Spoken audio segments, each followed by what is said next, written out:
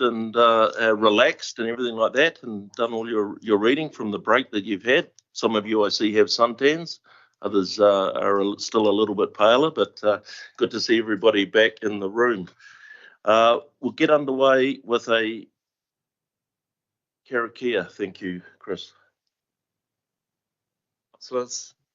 Whakataka taho ki te uru, whakataka taho ki te tonga, kia makinakina ki uta, kia mataratara ki tai, he taka ana te atakura, hio, he huka, he hu, he hei, mo. Thank you, Chris. Our first item on the agenda today is the Waikato Regional Council Prize in Water Science, and we have Alexandria online with us. Good morning, Alexandria. Good morning.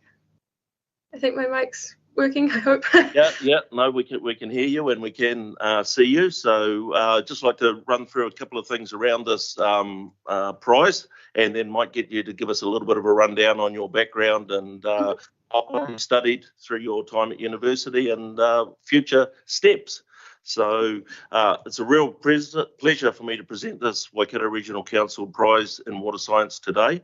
This is an award that we've been giving out since 1989, and it recognises outstanding achievement in water science at the University of Waikato.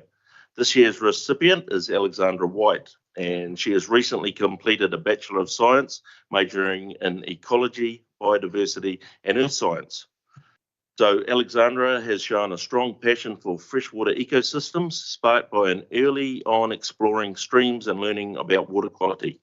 She's gone on to build that passion through hands-on research, including projects looking at water stream processes and lake ecosystems, and is now aiming to continue work in the freshwater space.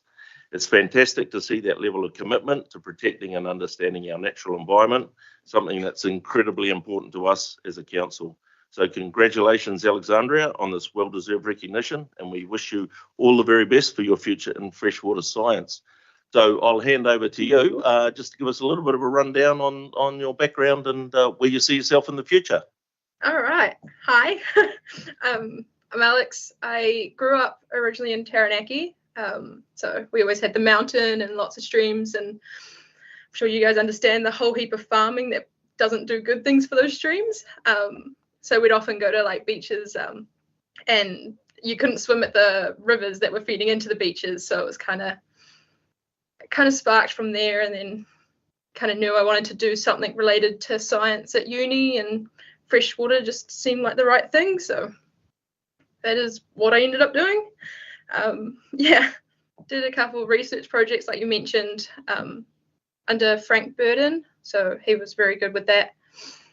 And I just graduated April, I think, was when I got my degree, and then moved down to Wellington, where my partner got a job, and I've just gotten a job at the Greater Wellington Regional Council doing environmental monitoring in freshwater systems. So it's very exciting. Oh, congratulations. Enjoy your time down in Wellington. I'm a hurricane supporter myself, so most of the people in the Waikato know that. Yeah, I'm getting boos and things like that around the room.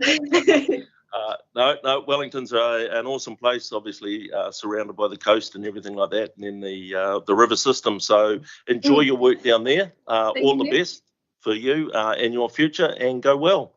Thank you. All right. Yes, thank you. Right, next up, apologies. I have an apology for absence from Katarina. Are there any other apologies? Apologies for lateness from Councillor Dunbar-Smith. No other, you haven't received any other apologies? Okay, if I could have a mover for those, thanks Mike. Seconder, thanks Chris. All those in favour? Opposed? So carried. Confirmation of the agenda. We're looking probably at about a 3.5 hour process today, hopefully. So, and the agenda will be run through as it is set out. So I'm happy to move that. And the seconder, thanks Chris. All those in favour? Opposed? So carried. Disclosures of interest for any items. Are there any disclosures of interest for any items? Dave, you have one listed. Councillor Holmes, are there any other disclosures of interest? And we just have had a reminder from Democracy Services to please make sure your disclosures register is up to date. And even if nothing has changed, if you can just indicate to Democracy Services that nothing has changed in register would be fantastic. You need to move those? No? Excellent. Right. Minutes for confirmation. Yes. So the first set of minutes for confirmation and receiving of the minutes from the council meeting held on the 25th of June 2026. Thanks. Moved in Mikhail, seconded. Thank you, Keith. All those in favour? Opposed? So carried. We'll do these in a block. The next groups of minutes. So we have the Environmental Performance Committee on the 9th of June, the Stratton Pole Committee on the 18th of June, Emergency Integrated Catchment Management Committee on the 18th of June, and Regional Transport Committee on the 8th of June, RTC Public Transport Subcommittee on the 8th of June, Te Awa River Iwi Trust and Waikato Regional Council Co-Governance Committee on the 15th of June, Future Proof Implementation on the 19th of June, and Waikato Civil Defence Emergency Management Group Joint Committee on the 22nd of June. So everyone happy to receive those minutes, and a mover and a seconder. Move, thank you, Ben. Seconded, thank you, Gary. All those in favour? Opposed? So carried. Next item we have is a recommendation coming to us from the Strategy and Policy Committee, and I'll hand over to Ben. Would you like to speak to this? Once you find the page, which is page 57.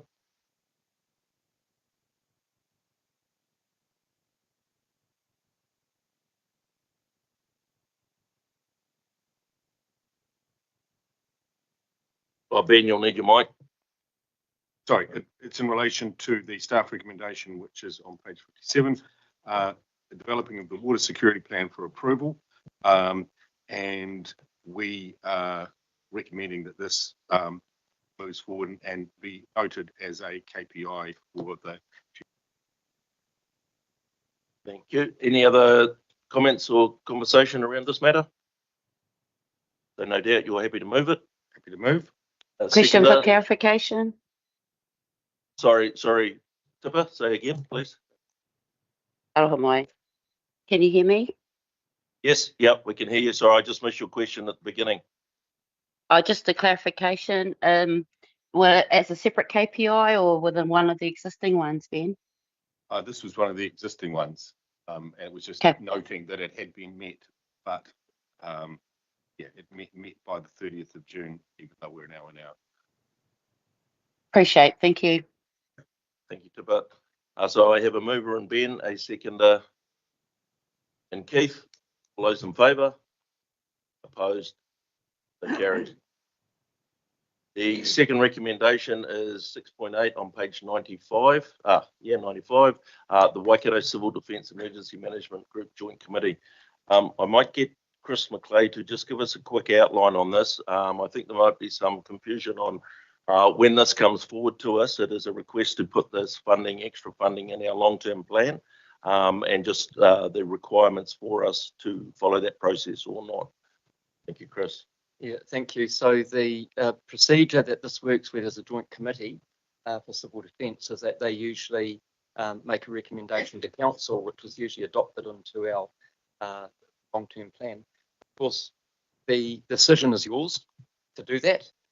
In this case, it's quite a significant sum, which is being proposed to be considered for the long-term plan this year. And so I think that there's discussion about what's behind it, what's the why had that decision been made in the way it was. Yeah, thanks for that clarity, Chris. Gary Maguire. Julian will be joining us at about 10:30, so if you want that discussion to then. I don't think so. I was unaware Julian was attending those, so we'll see. We may have some questions for him when he comes in. But okay. Yeah, no. I just want to check the wording here, because as I read this, an operational increase of 147 and targeted rate increase of. So is that an increase of 147 or is it an increase of a 1.9 million? Because I'm just wanted to know about the wording. Should that be an increase of or should it increase to? Increase of An absolute increase of 1.9 million additional. in the first year and the 2.1, 2.184 in the second year, and the 147 is an increase on the existing amount, which is 3.35 million. So, through you, Mr.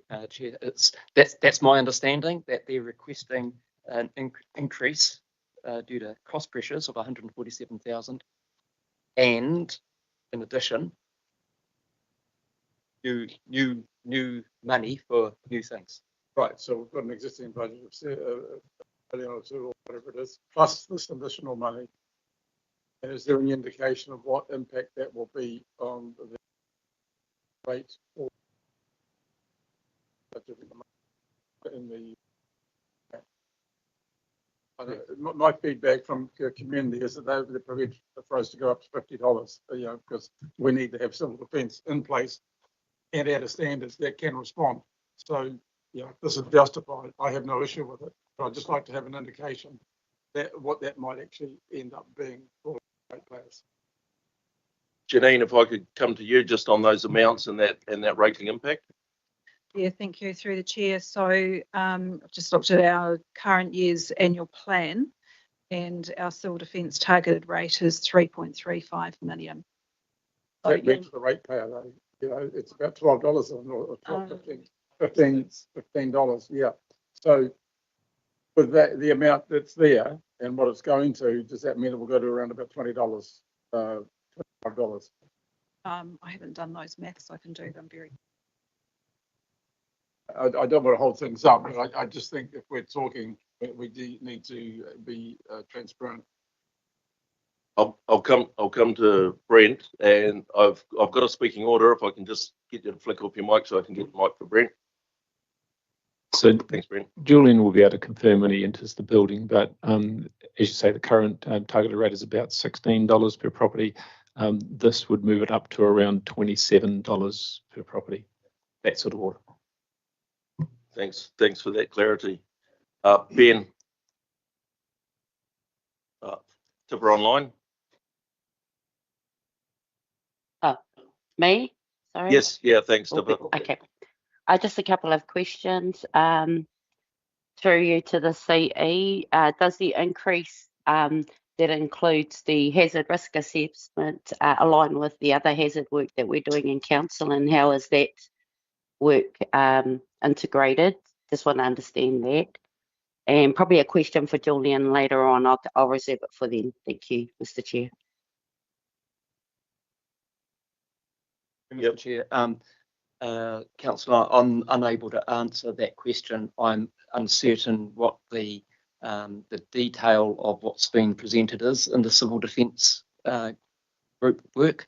So that would need to be a question for Julian, I think, or unless Brent knows. Again, let's get the detail from Julian when he's here, but just at a high level, the work happens in both places. So there's risk work that's happening within the group, and then there's delivery of that also through the local councils. So it's not a one or the other. There's some work which is appropriate to be done collectively as part of the group, and then obviously individual councils have their own particular risks and hazards as part of delivering their own functions. But Julian can give you probably a more precise answer. Okay, I think with what we're hearing, we'll leave this item to lay on the table till Julian's here, because I think there's more questions that he can answer. Yeah, might be relevant just now. So just 1.9 million effectively is a 1.4% rate increase. Is that right? Overall? Well, a principle 1.3 million is 1%. So if it's almost 2 million, we're looking at 1.4% rate increase, possibly. So it's pushing up our rates by. Sorry, our total rates revenue for 26-27 is 156 million. So just as the basis for. No, I'm just saying that this pushes up our Yeah. rates So there's a- significantly, and we need to understand why. And secondly, just to ask the Chief Executive, as I understand it, we don't actually get to say no to this request demand from Civil Defence. Is that correct? My advice is if you're uncomfortable about the justification that's been given for it, that you should push it back to the committee and ask them for their justification for why they have recommended this amount. I think it is. I just see that Julian's walking in the room now, and I've just looked at Janine if she could just confirm that we would. The expectation is that council would take the recommendation on board and into the LTP, but you would have to be comfortable that it is justified. Okay, thank you. Thank you. Julian, welcome. Your timing is impeccable. So we have a number of questions on this item in front of us. So this is the report that's come back in the recommendation on funding for the long-term plan from Waikato Civil Defence Emergency Management Group. So, good morning. Good morning. Morning. So, so questions for Julian that we want some clarity around. Just to Mr. Chair, I think we've already had one from Councillor Mahuta, which was just, Julian, it was just clarification about the work that's done on hazard risk and mitigation through the Civil Defence and Emergency Group compared with what Council does. And was it one and the same, doubled up, whatever? Yeah, thank you. Thanks, Councillor Mahuta. So no, it's not a double up. It's one of those overlapping responsibilities that sits in the current Act, which makes it quite unclear around who's responsible for what. The current Act talks about that the CDEM group and the individual authorities are both co-jointly responsible for the identification, assessment and management of risk. So our group plan tries to detangle or decouple that to make it clearer who's responsible for what. The new legislation, which is likely to get royal assent in the next month or so, makes that very clear, that it makes that separation clear that we've been trying to achieve through the group plan, that the Civil Defence Group does the regional assessment of risk and those risks that cut across borders, and then it is for the local authorities to undertake the mitigation and understand their local risk at a local level. So there are two very different roles going forward and currently under the group plan. So one example where the use of this money for hazard research is the complex issue of landslip or land instability, and who's responsible for identification of the hazard, who's responsible for the management of that risk. And of course, it's a region-wide risk. Part of this and what we saw in Tauranga at the Mount was obviously the catastrophic effects of landslip or land instability. So one of the projects that we're doing at the moment that we're not funded for, and there's no funding for it, but we're trying to find the money from other areas, is trying to get a consistent approach to how we assess the risk of landslip across the region. Once we've done that, so that budget will go so far. Once we've done that, that will be then for the local authorities to find the money to manage that risk. So we'll identify the risk regionally, but it is for the local authorities to find the resource or a way of managing that risk locally. Thanks for that. Tipper, did you have a second question for Julian? Not for Julian, back to Chris then. So if I was to take Brent's previous response, there's work and risk that we already do, which will complement the work that is now being sought to assure ourselves in the civil defence space. Is that how I would read it? It's in terms of not a double up? I think that question's for you, Brent. Can I get Brent a microphone? So the risk work that happens within this council happens within our resilience team in ICM. But as Julian notes, our people, just the same way the risk people in the local authorities, work together with Julian's team to ensure that we have the right overlap of who's doing what. And I haven't seen anything to suggest that there's any work that the civil defence team is doing or work that our team and our regional resilience team is doing that is being doubled up in the civil defence group. Well, not for Thanks. now, but clarity in the annual and long-term planning would be very good there as we're going into a more combined model. And I do have a further question now that Julian's there, Mr. Chair. Yes, where you go. If I can, okay. Yep, thank you. Thank you, Julian. I just want to understand how the increased funding, given that Marae find themselves increasingly, there's an expectation from communities that they act as first responders. How does this plan encourage, enhance or assure me that of their ongoing and further participation in the processes around community care or community engagement?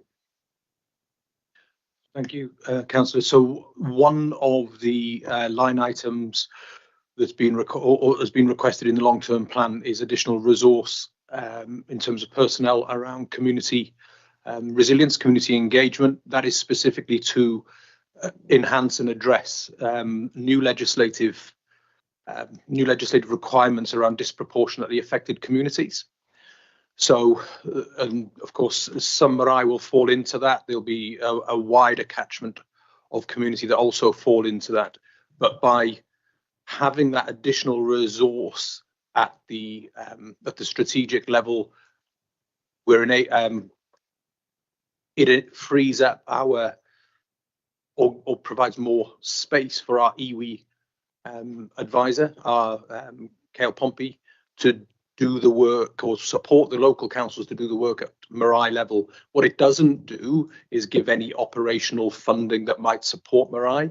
What it does do is enables us at a strategic level to identify what policies, processes and strategies are required to get the local authorities consistently supporting those marae that you've identified.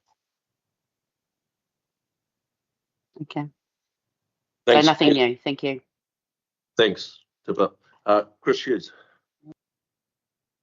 Thanks, Julian. I've got a couple of questions. The first one, can you tell me what your total budget is for the year?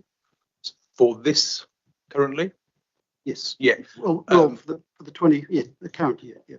So it's in the region of 3.2 million. Okay. So what inflation adjustment have you applied to that to come up with this 147k? 140. Sorry, so you. You're spending 3.7 million at the moment. All right. No, for about 3.2. It's about 3.2 million. 3.2 million. Yeah. And you're asking for an inflation adjustment of 147k. Yeah. All right. I've used 3% as the rate of inflation at the moment, which justifies $4.9 million worth of expenditure, but you're telling me it's 3.2. So where is the gap? There's a $1.7 million gap in there. Sorry, I ain't gonna have you. I don't know what figures. The $147,000 that you're in terms of that inflation increase. That is the cost that has been presented to us by you as the regional council in terms of as this is what it's going to cost us to stand still with the resources that we've got.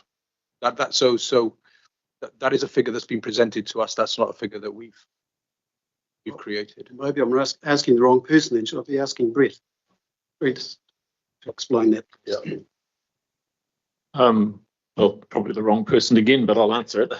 So WRC provides administrative services to Civil Defence Group.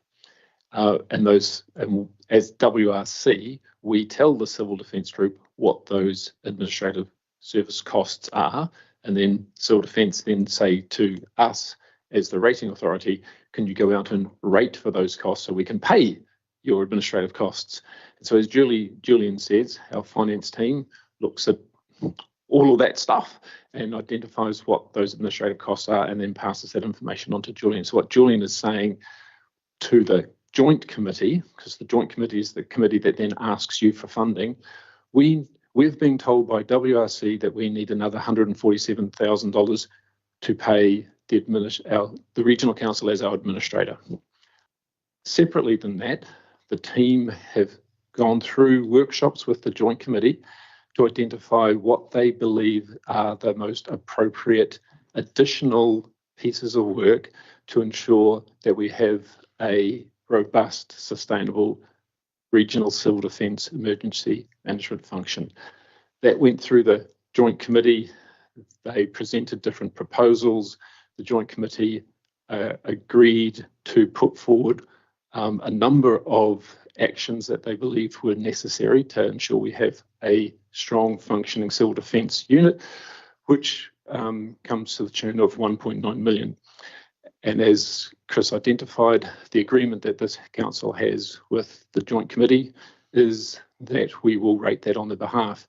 The challenge that you all have, as you know, is that in other parts of the country, the costs of running a joint committee, and Julian will correct me if I'm wrong, but I'm pretty sure I'm not wrong, those costs would then be shared out amongst all 11 authorities. And so this council would have picked up 1/11 of those costs. Because of the efficiencies that this region has around those costs going through one rating bill, our rating bill picks up 11/11ths of that rather than 1/11th, which is the challenge that you see in terms of the rating increase on this council. Julian will nod or shake his head if I've got any of that wrong. Yeah, that's absolutely correct. The legislation's So I think the councillor understands the process. So yep, Chris. Yep. So I still haven't got an answer. I know, and that's what's frustrating. What I understood, the 147 was an inflation adjustment. Is that not correct? That's what the paper said. Was an inflation adjustment.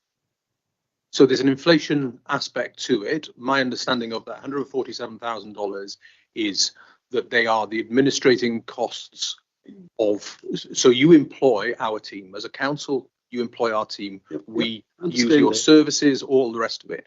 So that $147,000 is not entirely, but mainly made up of the overheads and the cost of doing business. There are no new levels of, what I can say is there's no new levels of service in that $147,000. It is to maintain the status quo. I'll come to Chris McLeod for additional comment. Look, I'm unaware that we've done all the LTP costs that flow out to where the different cost pressures will be. I'm not certain where this has come from. Janine, I'm just looking to you, but are you aware that we've asked the Civil Defence Group for additional costs?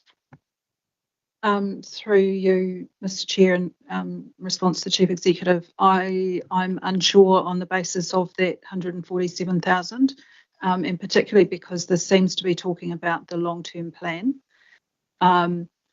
We would be needing to estimate across the board what inflationary pressure is, including things like staff salaries and so on, as well as contractual inflation. But we don't have to actually do that. Currently, we haven't done it for WRC. So I would need to check on the basis that 147,000 has been calculated and whether that's supposedly applicable in the current financial year or just an LTP figure. I'm just not happy the numbers have been validated for us. 3.2 we know is the cost of operations. You apply a reasonable inflation figure to that, it doesn't come to 147, so I'm not comfortable with that. During the second question, in terms of these tiers, what are we legally bound to do? What is the minimum we can are required by law to deliver? So just forgot the teams. So that line item about setting up the teams. Yep. Okay. In the teams. Yeah. What level of tiers are we legally required to deliver? None. None. Gary Raymer. Yes, so following up on that, that was my question as well. And so apologies first, Mr. Chair, for lateness, but I didn't cancel the RONs 7 years ago. So just on that, and when you start talking about funding for slip management and things like that, I'm really concerned about, we've done other research, past councils have approved other research, which seems to be insignificant. And surely slips are pretty obvious that hills go down and slide down. And so, I just really question whether we actually allocate funding for something that's pretty obvious, and the chances of getting the exact spot where a slip's going to happen is needle in the haystack stuff, So I really question whether there's any sense in just trying to map the whole of the Waikato for where a slip may happen or may not happen. It's just a comment around that, I suppose. Okay, so the slips was one example of what that money would be used for. It is not the sole purpose of. I was trying to contextualize what that money would be used for in the current setting. So but what I would say is it is not trying to map the whole of the Waikato. It is at the moment that project is looking at what already exists. There's lots of work that's been done, but it's not in one place. That takes time and money to collate all the different local authorities and the regional councils' work on slip management, bringing it all into one place. So we know our known knowns, we know where some of those risks are. But there's also conversations with councils around where are your known unknowns. So where do you know that there is a hill, but you don't understand the risk exposure from that hill? It's not a case of the risk. It's not a case of the hill could slip or not. It's a case of if it does slip, what's the risk exposure? And there are a number of places across the region where the risk exposure is not understood consistently. And I think experience in the Bay of Plenty would suggest that we need to be better informed of those known unknowns. We need to understand the risk better. And that's why we're doing that project. Tracy, I can see you frowning and interested. Obviously, we do a lot of work in hill country and that sort of thing. So is it a concern around a double up that was potentially mentioned earlier, or?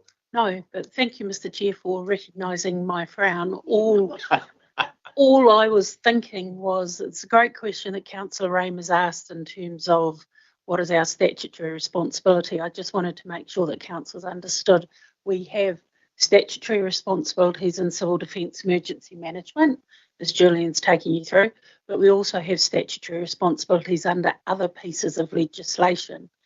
Some do overlap. There is a messy Venn diagram, and as Councillor Hughes is asking, it's just making sure that there aren't three different departments of this council all doing the same work. There are not.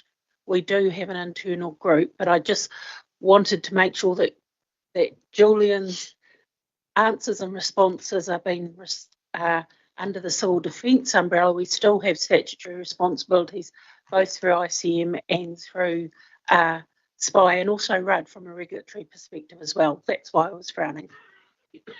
Thank you for the clarity around your frown. Anything else, Gary? No, but following on from that, then I suppose I still question the crossover between what you're saying around our responsibility and requirements legally or otherwise, or statutory responsibilities.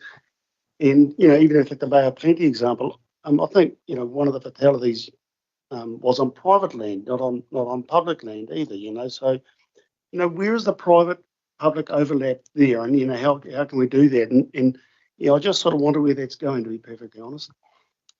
Yeah, thanks. Janine, if I can ask you a quick question. So just looking at the motion before us and that, if this does go through to be put into our long-term plan, would it trigger consultation, and would it be an item that we would go out and consultate on? On? My wording. that would be a decision for Council. council. Thank you. It doesn't immediately trigger a significance and engagement requirement.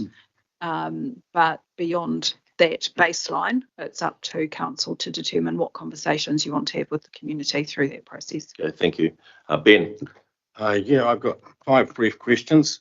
First one, you said 3.2 million budget. Janine, you said 3.35 at $15.96, just to clarify which is right.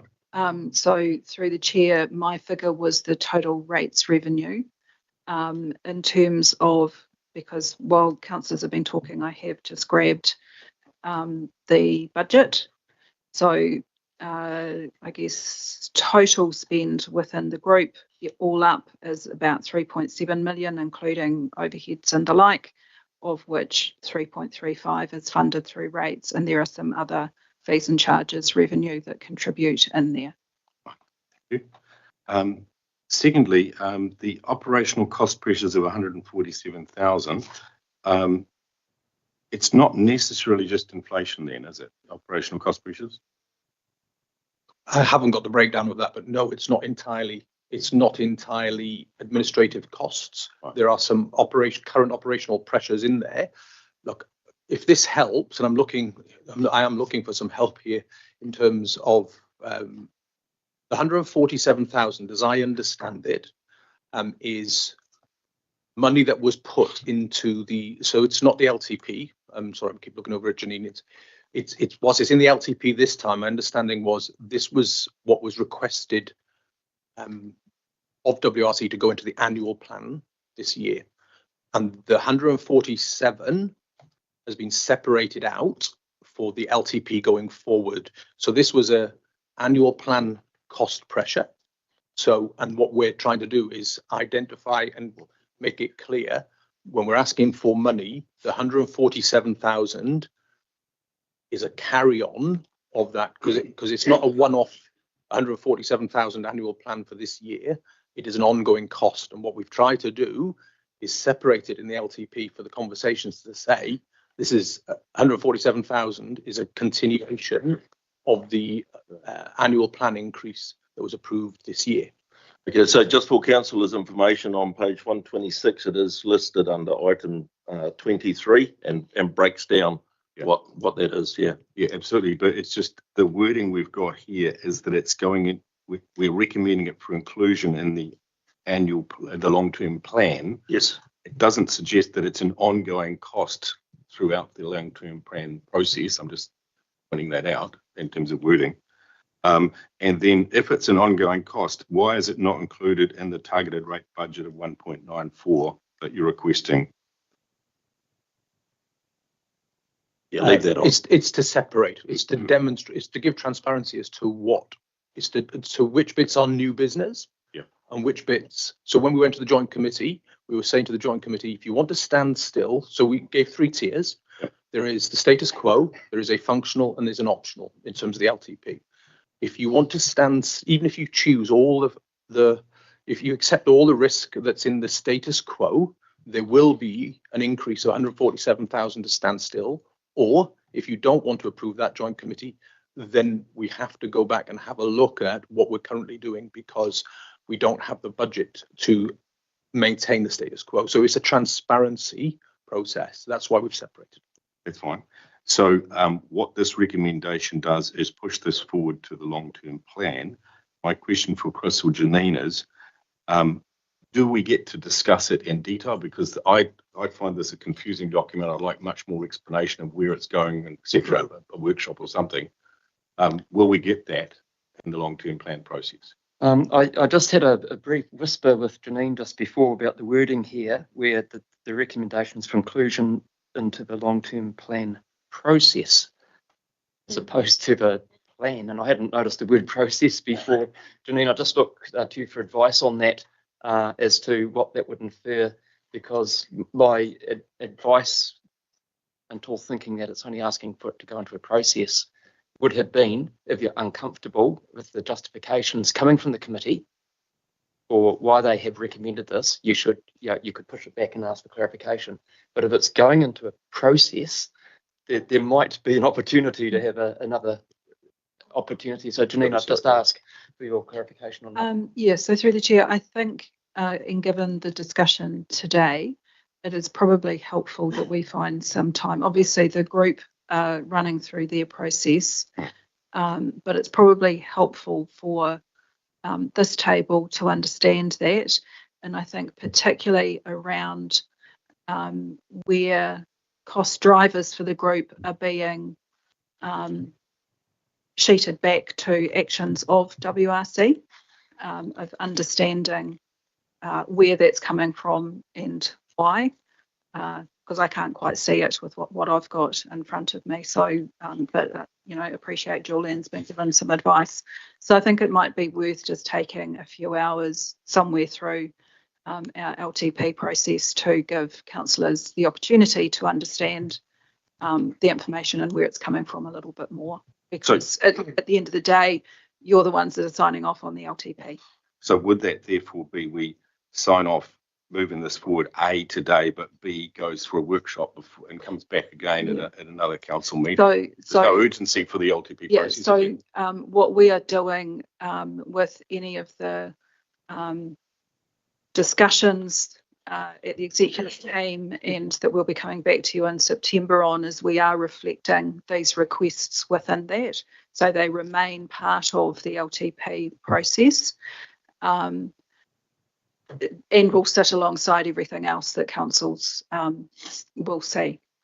I'm not opposed to it in principle, as long as I understand where the money is going, what it's used for, and how long we're paying for it for. Because I know, Julian, you've said there is no legal requirement to fund the tiers that were recommended. Can I get Julian a micro? Yeah. Just leave it on, Julian. Okay. I just need to clarify, we're talking about the NZRTs, right? When we're talking about the tiers? Yeah. Yep. So the New Zealand response teams and that particular line item, or am I? Would just right across all the tiers, I think. Oh, sorry. Okay. Sorry. So the bulk of those tiers, in the business case is that they are not required under new legislation. Sorry, my apologies. I misunderstood. I thought you were talking about the tiers of New Zealand response team. So there's one tier. The tier 1s are legally required. The tiers 2s and the tiers 3. Sorry, there are tiers and everything. Yeah. I'm about to cry. Yeah. Okay. So tier 1 are legally required. They are the things that we must legally do. Tier 2, which includes the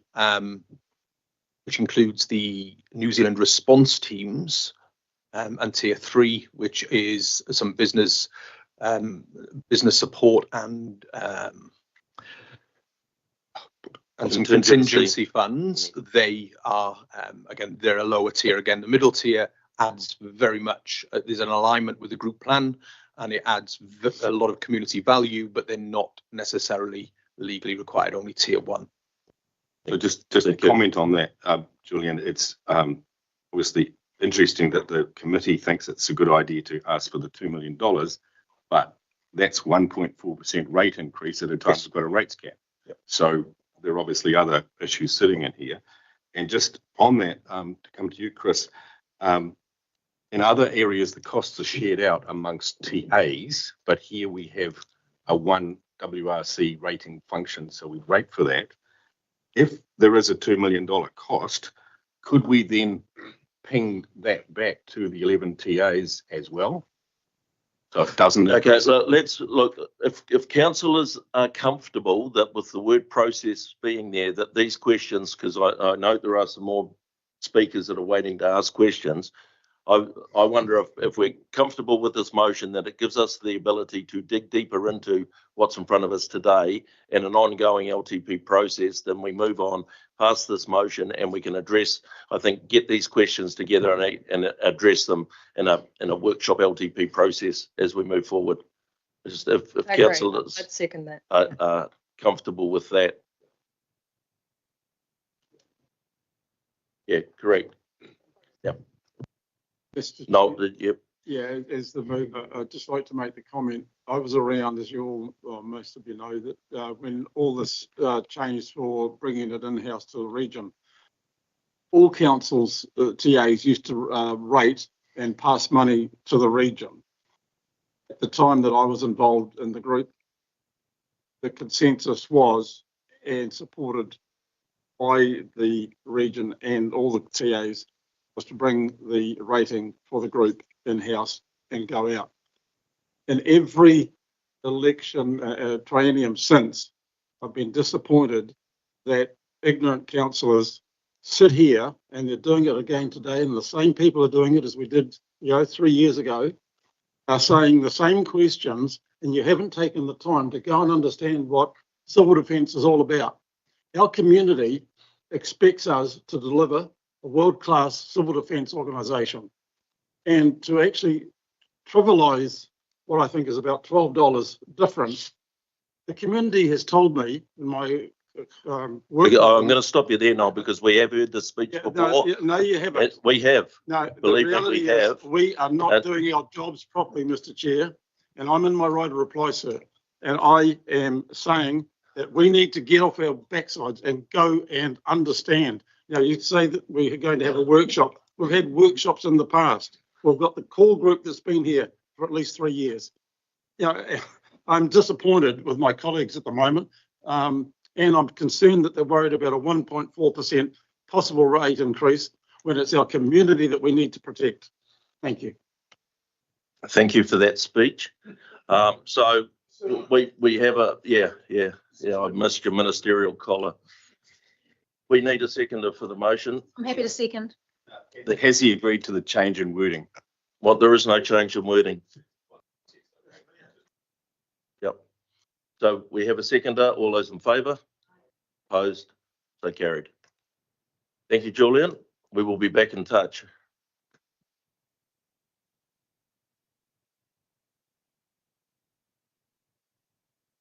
Right, our next item on the agenda is the Waikato Regional Theatre Project Final Update Report. And I welcome Ross Hargood to the table. Thank you for your patience.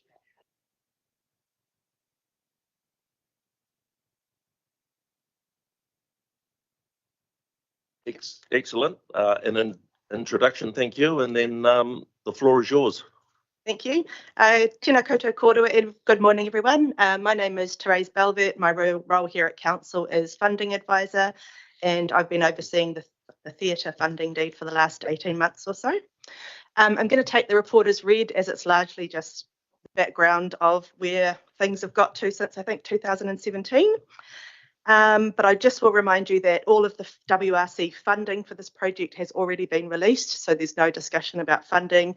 Today's paper is all about closing out the reporting component of the funding deed, and is your opportunity to hear from Ross from the Waikato Regional Property Trust, where they're at, and ask them any questions, final questions you may have about the project. So without further ado, I would like to welcome Ross Hargood. Ross, as I mentioned, is the chairperson for the Waikato Regional Property Trust, and the trust was the entity formed to own the theatre and any subsequent business operations. So I'll hand over. Thank you, and thank you for the opportunity of coming back and saying thank you for your very early agreement to provide funding to the theatre along with the Hamilton City Council. That really helped us get off the ground back in 2017-18. Our trust was formed in 2018, and we've been there since that. We had expected a 3-year project. Here we are, 8 years later or something, and we're still working on the theatre. I'm going to talk to you quite quickly this morning about numbers, the community use, flat floor, the orchestra shell, and maybe just and answer any questions that you might have. The first slide that I've got up here after this one, the next slide. This is I thought you'd be interested in the numbers, and so this is the numbers from January to the end of April, and this is for the utilisation of the theatre. And so we have, this is the bulk of them, so 32 utilisation days. Of those, we had 2 venue tour days and 24 maintenance days in the theatre. The numbers were 19,000 people went through all that, and of those, 16 were community utilisation days. The next one is overall numbers, Next slide. Yep. So the attendance from the community aspect, the number of community shows that came on, the attendance was 7,400. That was over 7 days, and we had 9. We put the pack in, pack out days. They're days when the theatre can't be used because people are setting up or taking down. So they're called utilisation days, paid for but not publicly. We've had 2 corporate events at the theatre. We've got another one this week, which is a 250-person dinner on the stage. Seems pretty good. A corporate has booked that. We've got professional touring groups have come through. There were 11,000 people went to those. That was over 12 performances, and they had 2 days. The professionals have got it off pat. They can get in and out in 2 days, so that's good. Less money for them. And so it's a grand total of 18,631 people have attended the theatre in this period, 21 performance days. I've got penciled numbers, the next slide that comes up. Oh, forward booking. I dropped my pages and I had to put them together quickly. So I'm a bit old school, having a bit of paper here where everyone else has got their laptops. So this is the forward booking. So I've got this from Live Nation. So we've got these numbers here: community, corporate, professional touring and youth event. So there's 21 forward bookings have been confirmed. And of those, that's the total performance and pack in, pack out days are 32. So good looking forward, given that we've only been operating at the end of April, 5 or 6 months. So we're pretty happy with those numbers. I'm going back to my next slide and you're going forward. These are the pencil numbers. So I put these in just to show you that there is a lot of interest still. These are people who said they'd like to come along. They've got their dates. They just haven't signed the dotted line. So that says community groups, corporate groups, professional touring and youth events, total 15, which is 21 days of total use of the theatre. And so this is the one of the things I thought I'd mention to you that wasn't included in the very first proposal we did was during COVID and a number of discussions we had as a trust, we identified that the theatre was available for people to go into a show and sit down, but there wasn't any opportunity for people to go to general admission and be standing. So we got a feasibility study carried out, and we have installed a flat floor. So all the seating in the on the ground floor all comes out, and it provides a flat floor. So it increased. What it did was it increased the usability of the theatre. Could be used for a lot more things than just people sitting there watching a show. I was in favour of the flat floor because I've been to concerts up at Spark Arena, and the person I inevitably sit behind the person who wants to stand up and dance. And so you paid for your bloody seat, you should sit in it. And so we decided that we would have a standing area, and so we can get 900 people standing in that area. But the theatre maximum number still stays at 1,300, although we're looking to see how we can increase that. And we successfully trialed it with Sophie Ellis-Bextor, and thank you, Teresa, getting I corrected my spelling on Ellis. So that was a really good show. I went along to that, and people really enjoyed me going on that flat floor, in and out, getting the drinks. Did any of you go to that show? Were you on the flat floor, Ross? Oh, was you? Excellent. Down there. Were you dancing? Yeah, close. People don't call it dancing when I'm up there. We've got 3 more shows booked. Devilskin's coming, I think, this week, and they've got the flat floor. So yeah, you can go down and get a ticket and go down and get on that flat floor and boogie. Or that's probably not it, is it? And so what I've done is I'll put some slides in here, some pictures in here, just for you to have a quick look, just so you can understand how that might be. Slides, please. Mr. Music. There you go. There you go. So this is and if any of you haven't seen the inside of the theatre, this is the inside of the theatre, and this is us getting set to make it into a flat floor. So you'll see the bit down the front where you can see those bits of concrete with some round holes. Those round holes, or those vents, they're the air vents under the floor. So they bring up air up into the theatre. The next slide is the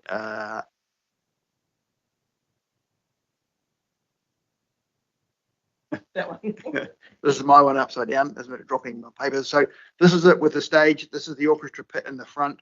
Is with the curved front on it. That's where the orchestra is below that.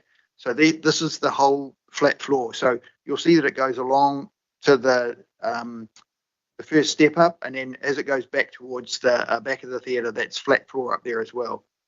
And so, and those vents get covered over, it gets all carpeted over, and then people go in and stand in there and do what they have to do. And the next slide is, that's Sophie Ellis Baxter. So that shows what we did was we got asked for more seats, more numbers than we had.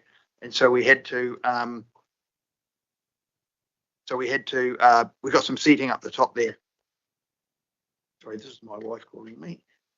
Get rid of her.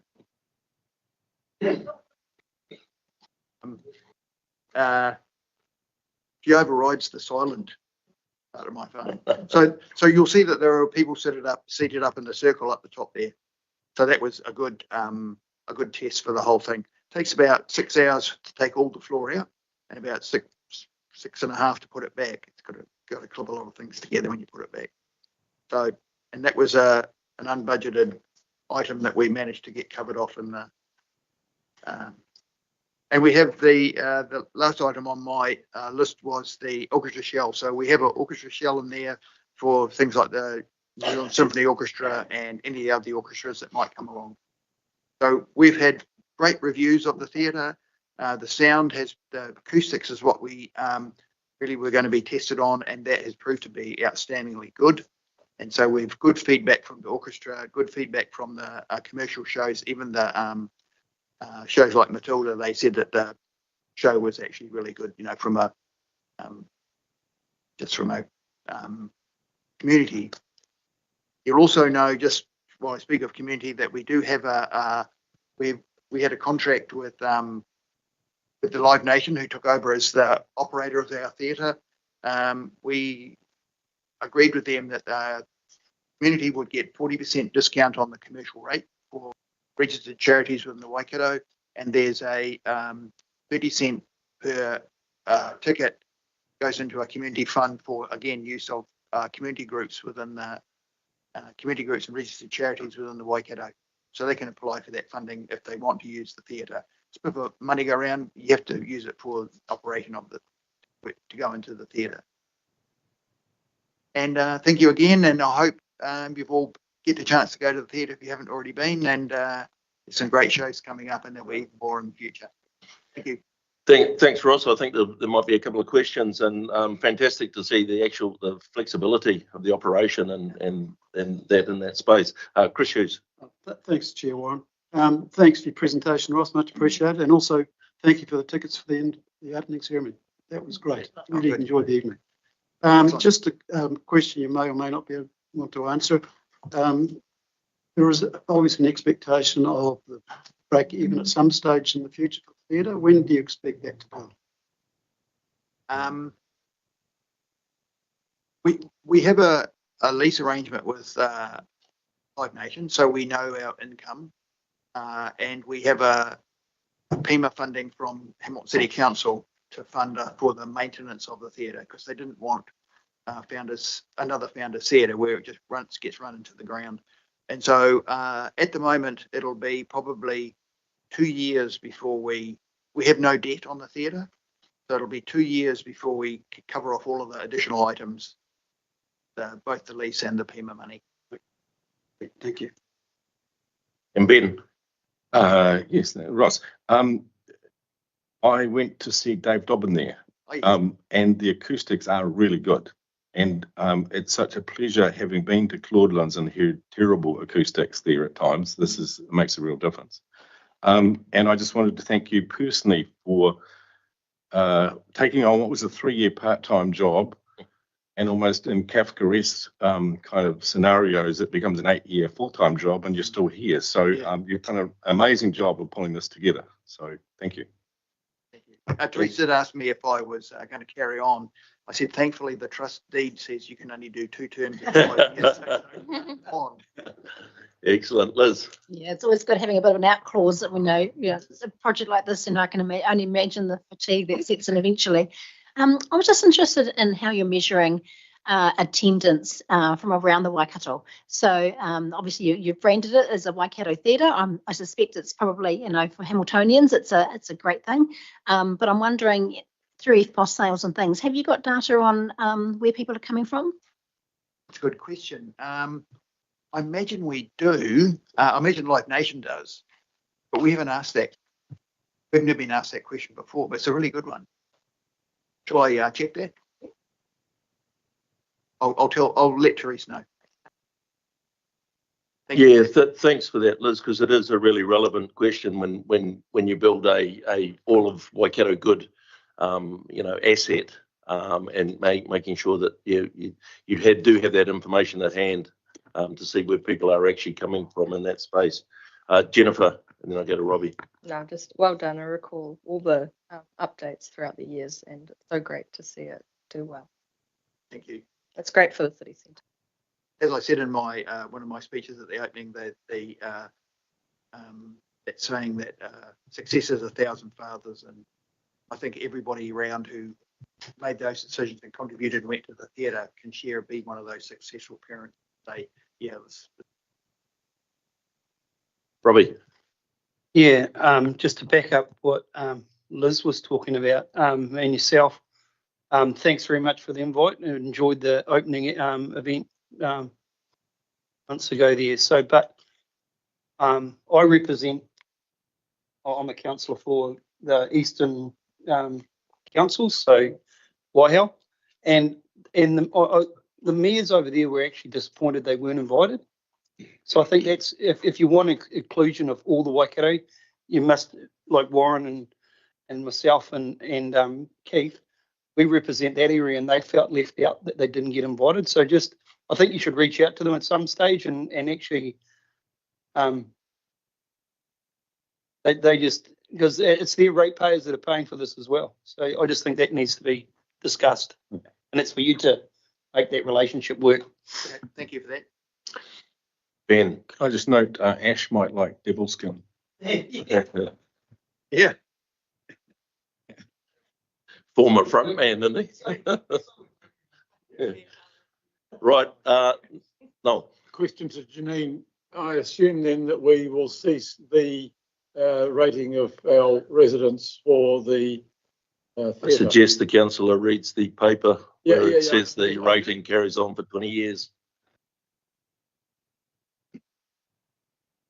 Thank you, councillor. Thank you very much. Are you serious? Right there, it's in the paper. So Well, through the Mr. chair, if I sorry. can clarify, it was council's decision at the time that the funding was approved that it is by way of a effectively a loan, and the repayment term for that has been determined by council. That ensures that those who will benefit from having the theatre pay for it. So yes, the loan term is stipulated as at 20 years. Well, in my haste to read it, I omitted to see that. So thank you for that, Chairman. Thank you. Thank you very much, Ross, for coming in and giving us that update, and all the best for the future. Thank you. So we have a motion in front of us to receive the report. Thank you, Chris. Seconded. Thank you, Keith. All those in favour? Opposed? So carried.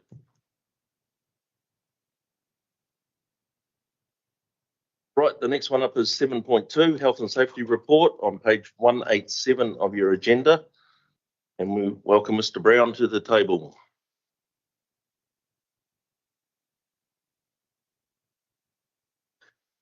Good morning, councillors.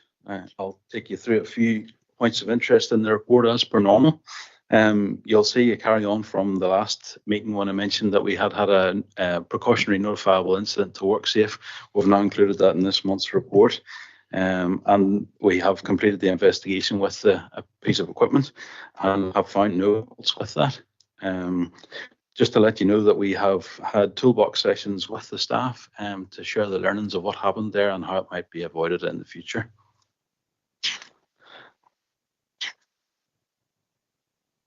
As we move through the report, I wanted just to draw your attention to the senior leadership walkarounds now for our critical risks. They have been underway for some months now, and you'll see there that that's proven useful. We're getting generally good feedback around the implementation of controls, and things are being picked up to continue to improve what we're doing. Some improvements around PPE and other operational plan documentation, which is good. And it's also great to have that leadership visibility out there with the staff. So we're really pleased at how that's progressing. You'll see there's a point under 27, which is our dynamic risk capability development. You've heard me talk often about our dynamic risks out there. The conditions are constantly changing, and what staff go to often is different to what may be envisaged prior to their arrival. So it's great that we've got a specific piece of training on that. And I just wanted to let you know that within the first week of us putting that training out, we had 140 people, 140 staff members put their hands up to attend that. So that shows really good engagement from the staff base, which is fantastic. And we're hoping to get 109 people through that training in the next month, which is really good. The other point that I wanted to bring your attention to was just the health and safety management system rollout. You'll see I've got a timeline in there, and we're currently at risk management, and the next sort of month is around our contractors. And we've talked often about overlapping duties around the table, and we are implementing a new checklist within DAMSTRA, which will allow our staff to specifically pick up that overlapping duties responsibility and ensure that there's cooperation, communication and coordination in that space. So that continues our assurance and verification. Thank you. Thank you for another comprehensive report, Stu. I'll go to questions. Keith. Yes, first question is your status changed from Stu to Mr. Brown now? Is it an elevation, shirt colour or what?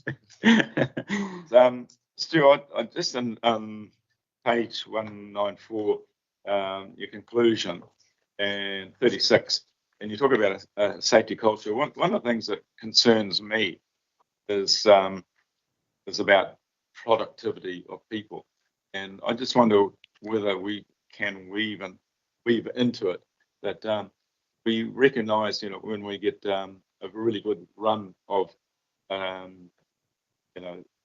behaviour, that it's recognised in the staff. So you change the culture to be not totally safety conscious, but productive as well. So days attendance, sick leave, and all those sort of things to reward them mentally for being a productive unit.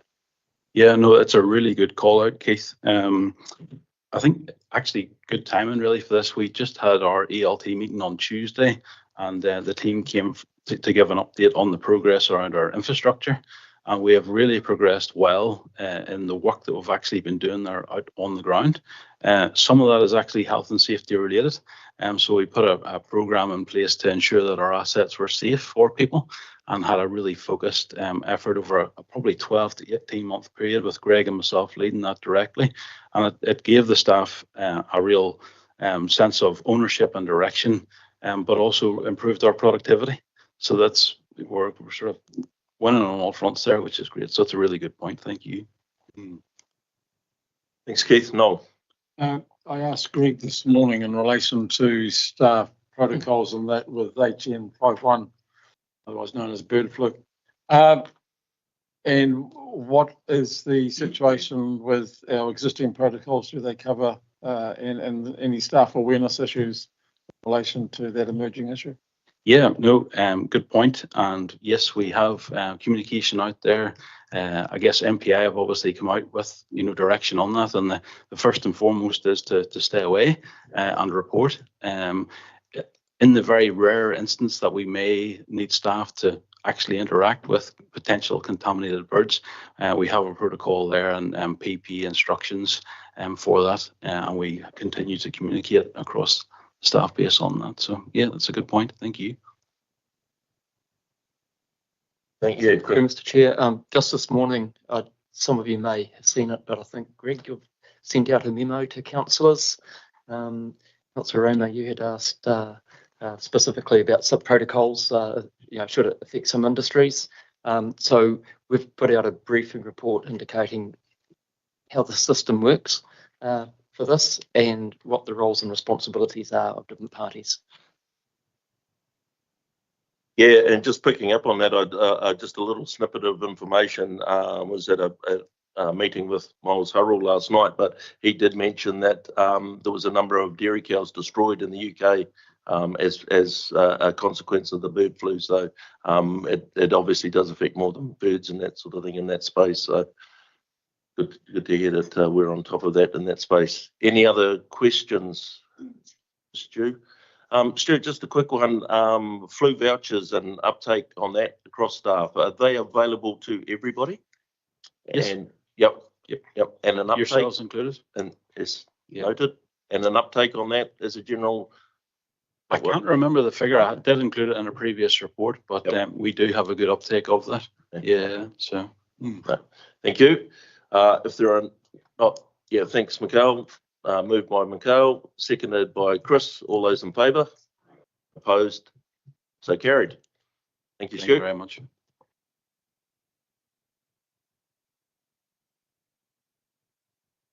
Right, the next item up is item 7.3, simplifying local government Head Start pathway.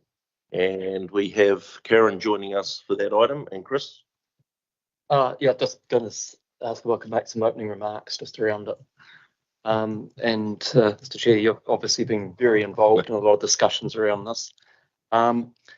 So later in the agenda, you'll notice that one of my KPIs for this year was that you had asked that we prepare a Head Start proposal for a single regional unitary council. And I think that might have been circulated last night. So I'm just noting the connection with a KPI, but that's the first part of one of those, and one that would meet what the requirements of the Head Start proposal have been. I guess my main comment is that this has been the topic du jour for a lot of du jours. I don't know if that's a term, but it's taken a lot of my time. It's taken a lot of the chair's time, and I know some of you have been very involved. But I just have to say it's also taken a lot of Karen's time, who I kind of passed on lead responsibility for trying to meet the KPI. She's worked with a team of specialists across council, a couple of them sitting at the back of the room. And they've had to work with a complete moving feast, both in terms of what you asked us to do and different councils who wanted to be involved and take lead responsibility, but also of a whole lot of different proposals which have come and gone. But I think last week, Warren and Karen were in a Merrill forum that we counted probably there were 8 possible Head Start proposals going to be put on the floor. You know, a few days before that, it might have been 5. We're probably back to about 4 at the moment, you know, from the discussions that we're hearing.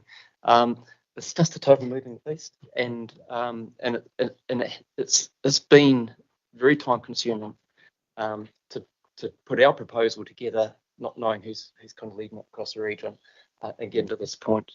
I'll hand over to Karen. I just wanted to acknowledge the work that you and the team that you've had working with you, Karen, have done. Thanks, Chris, and through you, Chair. Morning, councillors. It really has been an amazing project, this one, and I really want to acknowledge all of our colleagues in the district and city councils, because they are really working at pace and with a huge amount of change going on. And I want to thank our Chair and Chief Executive, who've done a fantastic job of sharing the role of Regional Council with all our colleagues so that they can make informed decisions as they're having these discussions going on. Yep, as Chris noted, this time last week, we did have 8 proposals that were being considered. And among them, there were 4 councils were supportive of a single regional unitary authority, which made it look like it might be possible to be part of the Head Start process. And as you will all recall, you said that you would support a single regional unitary and that any other proposal coming through would have to be very strong on evidence and credibility for the delivery of regional functions. So 7 days later, we have another shift, and it looks like there may be 3 proposals.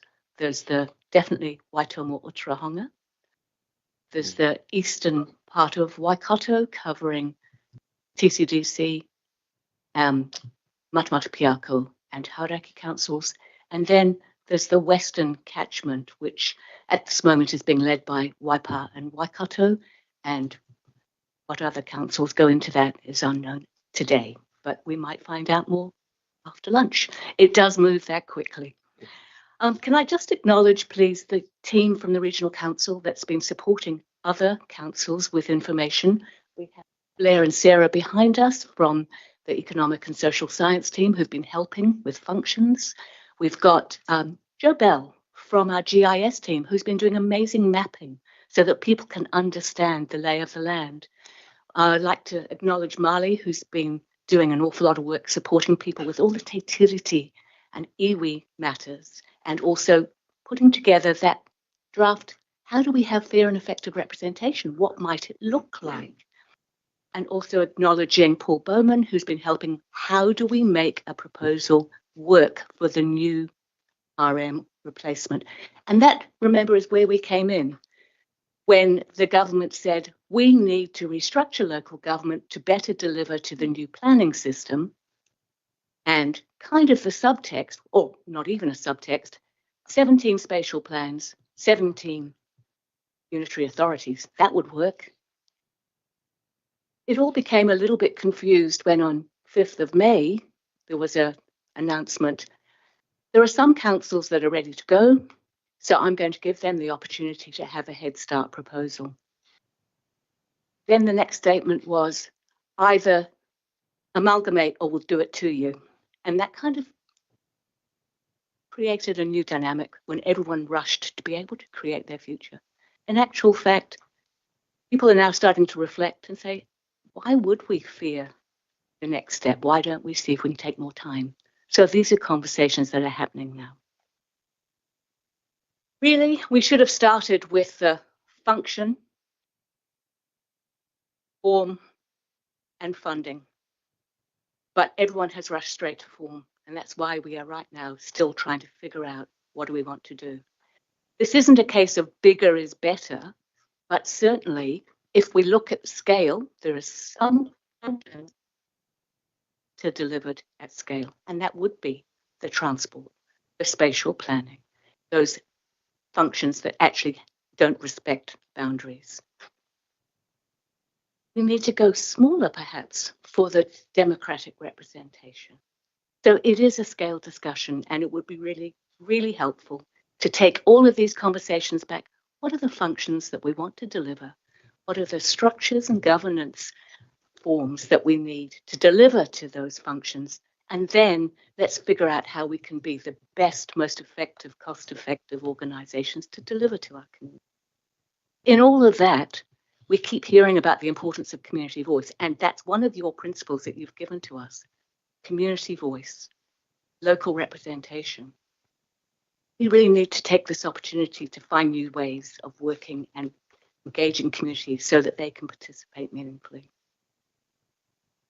I'm going to take that you've read this report, that you have had a look at the functions. Claire and Sarah here, if you'd like to have a discussion about that with them.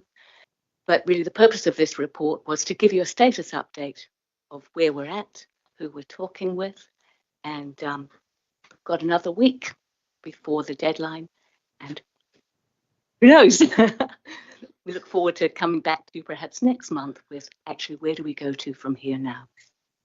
Yeah, thanks for that update, Karen and councillors. It is just an update. We obviously committed to resourcing this piece of work. It is part of that KPI around fit and functional organisation going forward. So it has been a massive piece of work, and I also thank staff that have been involved in that space, because I know you've been working heavily along in the background and as well as with other council staff across the district. So I don't think there's anybody that hasn't knocked on your door to get a bit of information one way or another. So I really appreciate the work that has been done in that space. And going back to October last year, it wasn't business as usual. So, this is something that has been completely thrown on everybody's plates in that space. So, number of questions. I'll come to Gary Raymer. Yeah, thank you, Karen. Just with the movement, from the numbers you say, 4 in and 7, and then that's up and down. Can you put your finger on? Is there a key point for discussion, or a couple of key points that's moving up and down that wins people up one way or the other, or is it just everywhere scattergun? The councils in the region were elected to represent their districts or their city. And when they look at what's best for our district, what's best for our communities, what's best for our city, because they're not asking what's best for our region necessarily, it's what's best for our geographic area and our communities. And that's what is often where the changes arise. Richard. Thanks, Warren. Look, I'd just like to say, reiterate what you said. Thank you, our Chief Executive and Karen in particular, and the team that have been supporting you.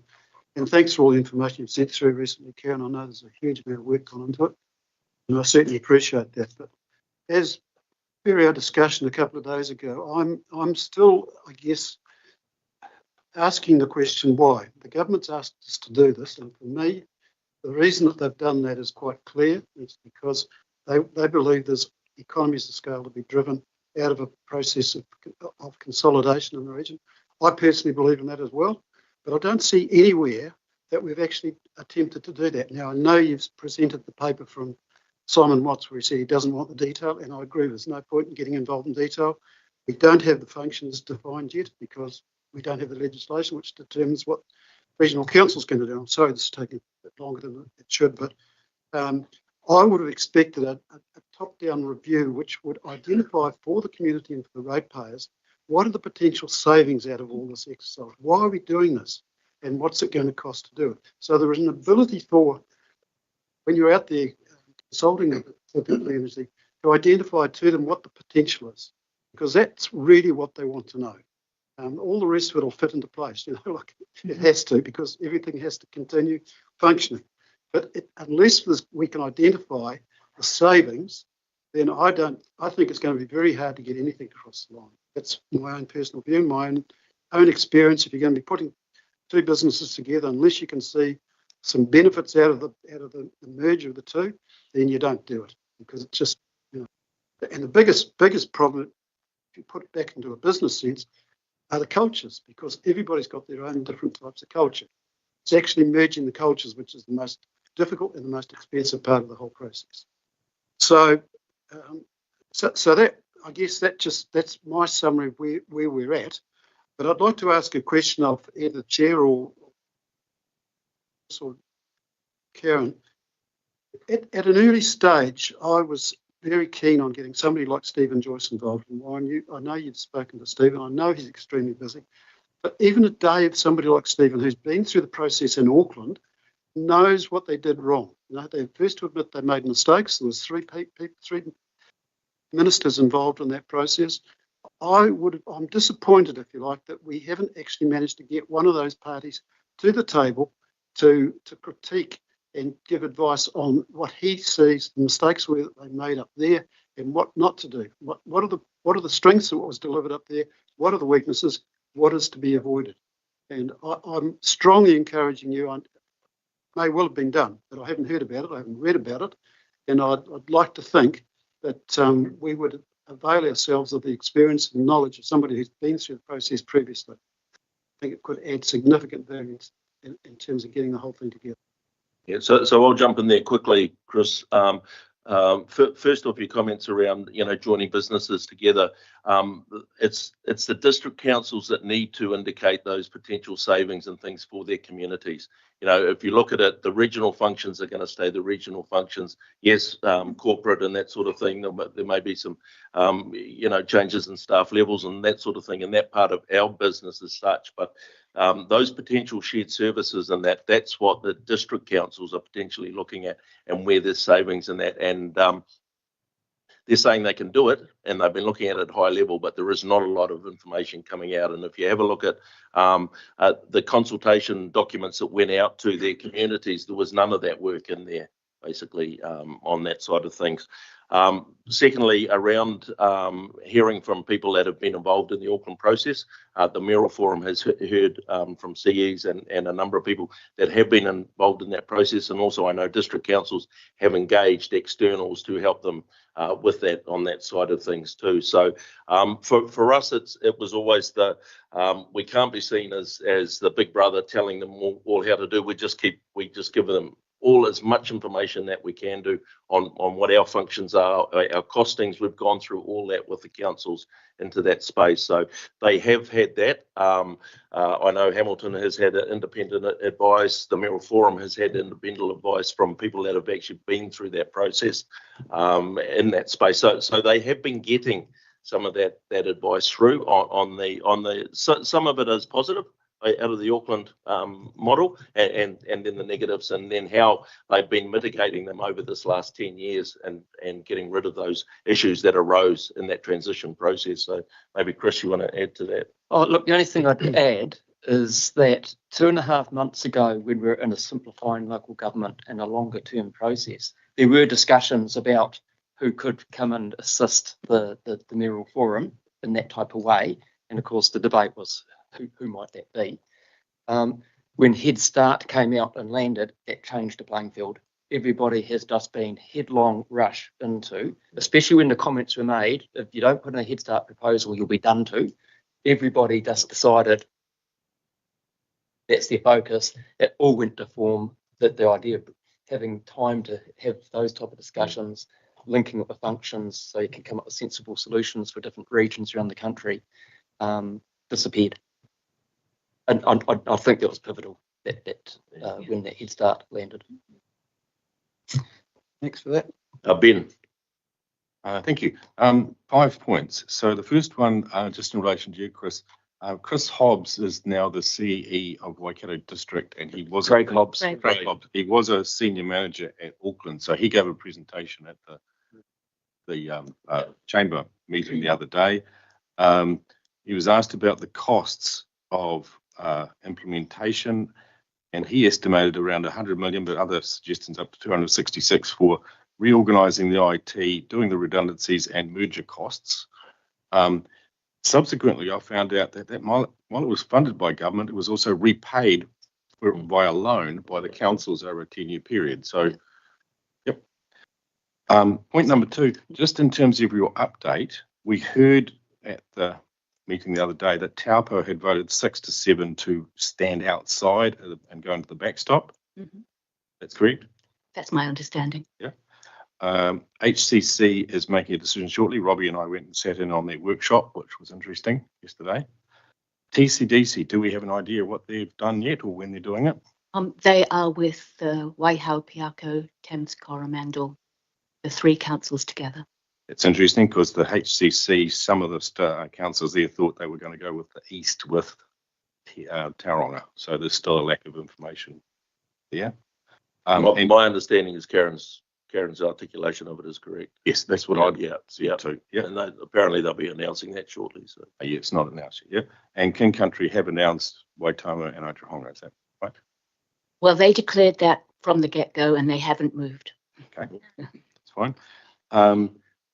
The next point is came up off topic in Hamilton City workshop yesterday that they've had discussions with Tangi Utakiri, the Labour person, who now suggests that while he agrees the amalgamation will continue, there's some suggestion they might want to keep regional councils.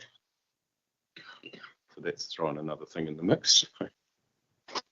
And finally, just wanted to congratulate Chris on his presentation at the forum the other day. It was a robust discussion and I think well attended by lots of politicians and not many business people. So, yeah, thank you. Keith. Yeah, thanks, Warren. And following on from Ben's comments and previous comments, I'd just like to acknowledge the work that you've done, Chris and Warren and Karen and Blair and the team. It's a pretty difficult situation. If I put my my chair of the Economic Growth and Resilience Committee hat on, this is the most important thing in our committee's process of work at the moment, because if we don't get it right, it's going to be hugely will create a very dysfunctional Waikato. And for me, we must achieve one voice for the Waikato and avoid fragmentation. And I think we've just got to focus on that. And we do have friends like the Chamber, Waikato Chamber is very much on that course. What I see, and it's nothing new to those that have been involved, is that some of the decisions has been made by consultation with people that actually don't understand the whole big picture. Go to the community and ask for consultation. Of course, they want local representation, but they don't understand the significance of the gains that Auckland's got and the other unitary authorities have got, because they've one voice, direct to government, and getting those gains. So one of the things that I'm think we need to articulate, and I know we've got our hands tied behind the back, but this process should come from leadership from the top, not leadership from the bottom. And unfortunately, in some of these discussions that are going on, the TAs, it's leadership from the bottom. They're consulting with the communities to hear what they really want to hear, have representation and governance at a very local level, but not looking at the bigger picture. The other part I think that we need to get out there, and even it's just ballpark figure, and I know Blair's capable of doing it, we want to get some figures out there, what it's going to cost. And I can do it, but I don't have any numbers behind me in terms of credibility. But get out there. So if we need to get out the costs that Auckland went through, but also the costs of potential fragmentation and the loss of opportunity for the Waikato. So we can do that. I think we need to get out there through the back door somehow to tell the story of the gains that can be made by unification and having one story against the losses of fragmentation and the potential cost in real terms of the opportunity to grow Waikato. So I'm very much supporting what you've done, but somehow we need to get the story out. And I think it's a longer term game than the government is saying. And it's good to hear from what Ben says about the Labour government. It just won't happen, but we just need to get people to understand that unification is the best solution. And I love the work you've done now. You're exposing, that's to Karen and Blair on that, you're exposing what is at risk in some of the documentation. That last paper that was sent to us, I think, was excellent. So thank you for that. Please can we acknowledge our amazing comms team, because they're the ones that made a very, very readable document out of a lot of contributions. Thank you. Yeah, thanks. Jennifer. Thanks. No, thank you, Karen and team. Really good to see this paper. When I read the table of the functions, I was just realised how much I was yearning to have the functions conversation, since we all know that's the one we should have been really having. I want to acknowledge that. I want to know if the proposal that you shared last night, acknowledging it's not getting put in, but there's some great information in there. Is that shareable? Is parts of that shareable? Because I'm talking to councillors elsewhere in the region who are still to make the decision. Some of those bits of information that I find really interesting, and we've paid for the work. So it's a political decision around this table. So that paper that I shared with you last night has no formal status in the Head Start proposal, because it needs two councils to promote it and support it. And at this stage, it's sitting there waiting for someone to say, please, can we use this? But really, it's up to this table what they would want to do with it. yeah, I wonder if it could be turned into something, or at least with the information that's useful in there, because it's been paid for, it's there, and other people are still making decisions, and they don't know to ask for it if they don't know it exists. Sorry. It's yeah. I was going to suggest, yes, we could certainly use the content, because Blair and Sarah have done an awful lot of work on the functions. And as I said, we've got a lot of fantastic mapping work that the GIS team has done. And it would be a very useful source of information on the website if we could do that. Yeah, so just around the table, is there anyone in opposition to that suggestion?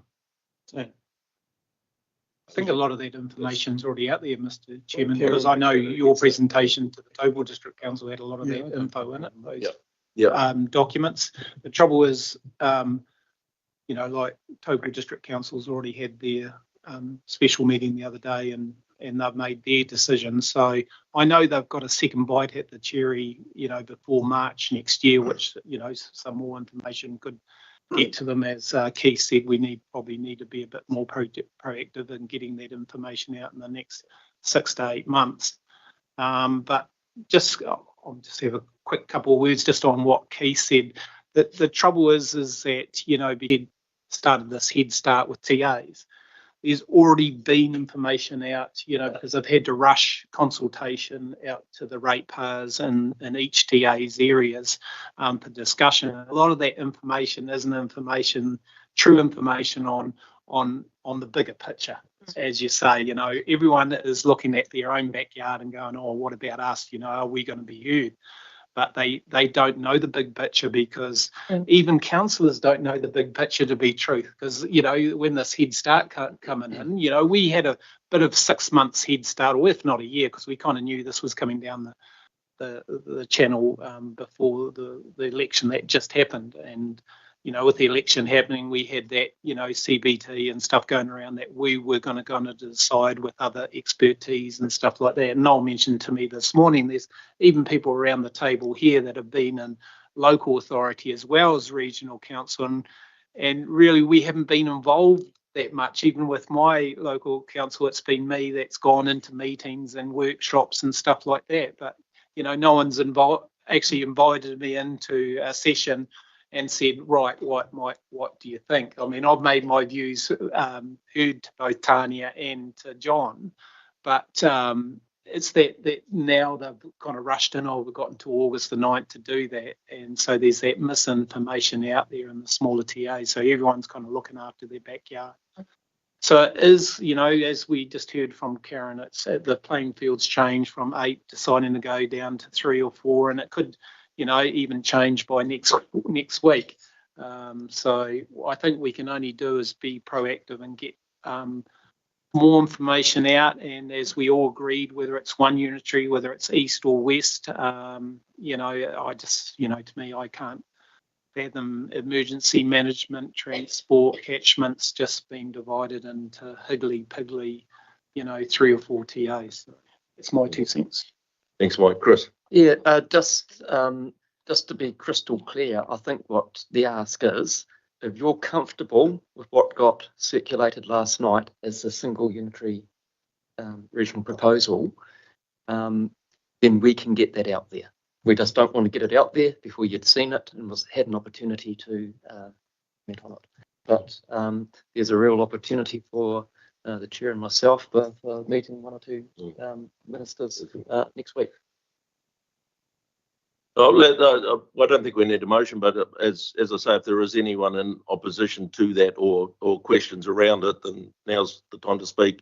Noel, you had a light on if it's around. Yeah, thank you. And look, yeah, we've got a friend over there, Keith, and Michaela probably touched on it. But look, Karen, thank you. A very hard job in a dynamic situation, fluid, to actually land a report. So thank you.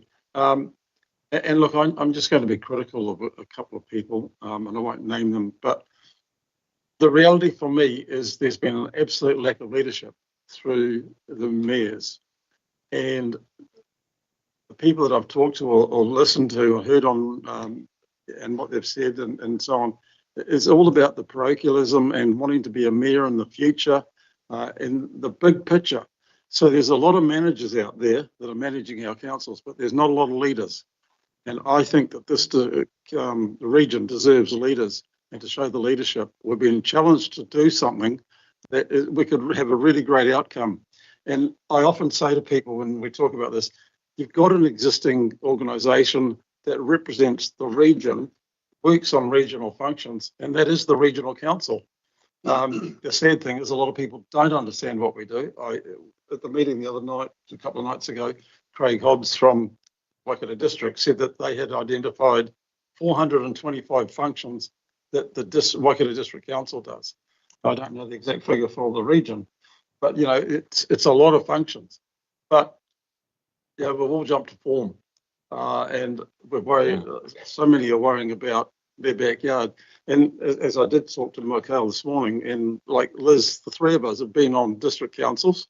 on region, no one has asked us our perspective on the difference and what's the good and what's the bad about it. It's just carrying on, and I'm disappointed. So, yeah, I've put it on record now. I think people need to step up and show leadership and take the region in the direction that it ought to go. Thank you. Thanks. And just on that, just around that releasing of that. Yeah. So document. I just suggest it possibly needs a disclaimer on it that it's a think piece because we don't have the formal permission to release that document. Well, right, because we have to have a partner to be able to release it. But this is a piece of work that we've commissioned through our own council on a single unitary, and I think that's articulated there. There's a lot of information in there that potentially, if it ends up in 2 unitaries or whatever, that they will look to break down and divide up and that sort of thing. So, I think the understanding is already out there. Yeah, yes, through you, Chair. Sorry, just to clarify, we actually have no place to put in a proposal. We've been deliberately excluded. Yes, precisely. That's what I'm saying about disclaimer. And this isn't just our work. A lot of the content has come from the cross-council Yep. working group. As I said, we started off with a hiss and a roar with lots of participation, but as various councils solidified their positions, the individual staff members were pulled off to focus on other pieces of work. Regional Council was sort of last team standing to do the unitary work, so we finished it off, which is why we've been able to deliver a finished product. Otherwise, it would have been left in draft. Yeah. Very messy draft. Thanks, Karen. Tipper Online, did you have comments around the releasing of this document? Yes, firstly, just thank you to staff for the effort to, again, try and manage a moving object and be proactive at the same time, given it does signal a huge change and shift and impact on themselves. I'm just wondering if we're releasing a report for consideration, and we've done it under our current mandate, would we release it to our iwi partners, and if not, why not? Yep, Karen's definitely nodding. Yes, inclusive. Yep. Thank you. Thank you. And back to you, Jen. Thank you. Just note, my second point was noting Waikato Tainui put out that challenge at the beginning, and I was at that hui where a whole lot of councils in that area councillors from there, including mayors, were very, very on board with the vision that they put out there of doing this as one voice. It's really sad that wasn't able to happen, and so it leads me to the question of, do we as a council, does the Mayoral Forum as the Mayoral Forum or any of those other councils want to have a think back as to how we would have done this differently now in hindsight? Because I can identify a couple of things, that perhaps we could have been a bit quicker with getting some of the understanding of regional council stuff out there. It took a bit longer because of the whole inviting piece. And I can see how within those other councils, some started with a working group of a couple of councillors or 4 councillors or 5, and then they eventually, some of them realised that's not going to work, and some of them didn't realise that and went quite far down this track of time before they involved their whole council. And I'm talking to councillors all across the region and districts, and they're struggling a bit with the process because they felt a bit left out, or they got information a bit late, and they were expected to make a vote last week or this week, and I don't think they were on the journey in the same way. So there's just learnings, and so if we were given the same kind of ultimatum again, would we do it differently? I think as a council we could look at that briefly at some point if we see there's benefit, but obviously can't tell other people what to do. But it would have been really cool if we were able to step up to that suggestion at the beginning. Yeah. Thank you. I think you've got a clear steer there, Karen, that I'm more than happy to have that document released. Thank you. And just a couple of final comments from me. It's a real frustration that councils aren't looking long term. They aren't seeing the opportunities, as you mentioned, Keith, in that space. It's all about me, the here and the now, which is quite frustrating. And we did have Simon Upton speak to the number of the mayors at the Mayoral Forum prior to our Mayoral Forum last week, and it was really clear to me that they do not know how to deliver these functions. They do not understand the whole of catchment and that sort of thing, and that was clear. yeah, and they're scrambling and that sort of thing. And their only comfort is that this is a high level proposal that will be going to Head Start. And they are going to try and work through all that detail after August, you know, and seeing where they land after the cabinet decides whether they go ahead or not. So, yeah, it's a real frustration. With all the fragmentation that's on the table at the moment by the different TAs, is any discussion taken place in relation to if they're breaking up catchments by what they're trying to do? Is there any talk of the alternative, like catchment board or otherwise? Because it seems to me, and I know from hearing from different iwi, they don't want the rivers broken up. They've got treaty settlements, it seems like for the Waikato Waipa, it's one. And they want it to remain one. And I'm totally on board with that and support the one regional approach. But if it's fragmented, is there any discussion about, you know, we talk about the function rather than the form. So is there any discussion there about the alternative? Very low key. So let me assure you that the councils have heard very clearly from the iwi.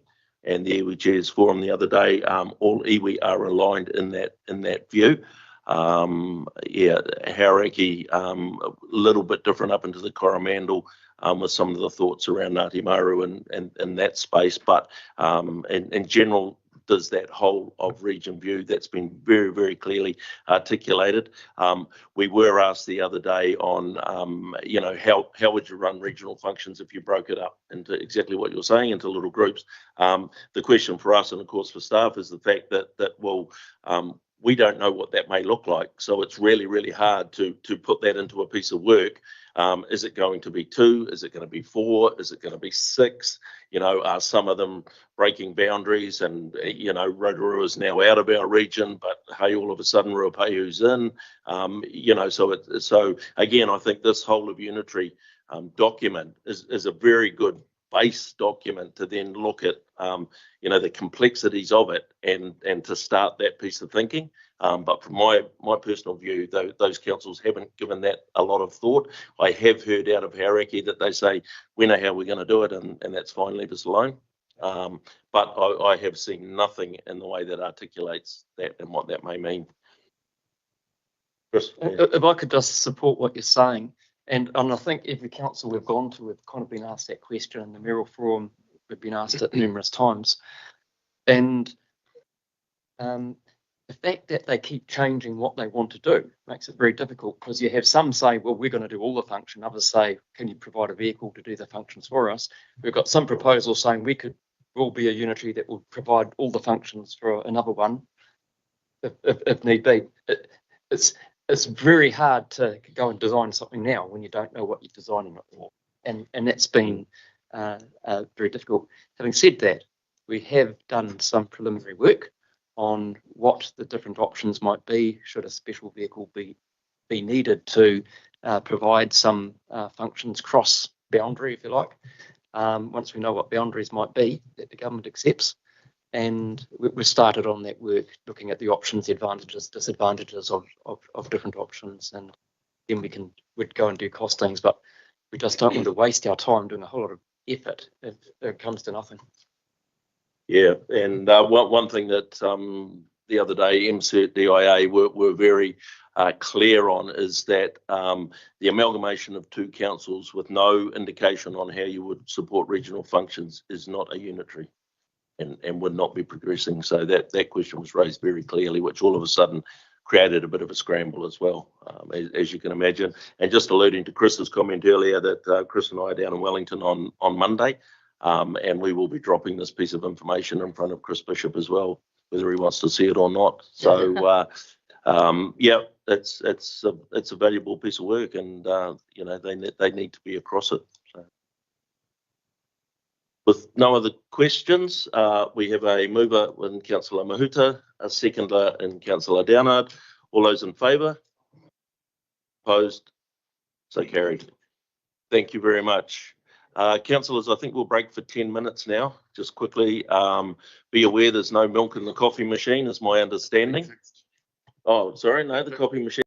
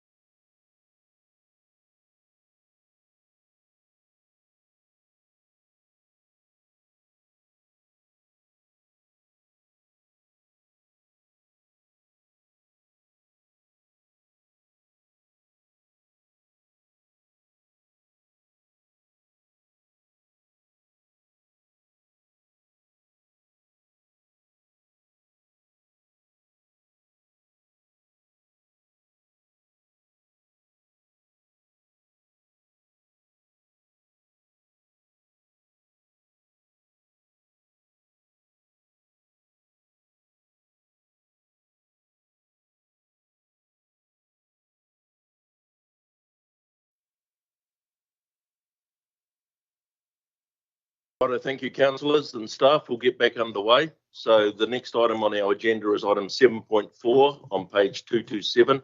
And this is regarding councillors and their indication of attendance at the local government super local conference in 2026, which is being held in Rotorua on the 15th of October.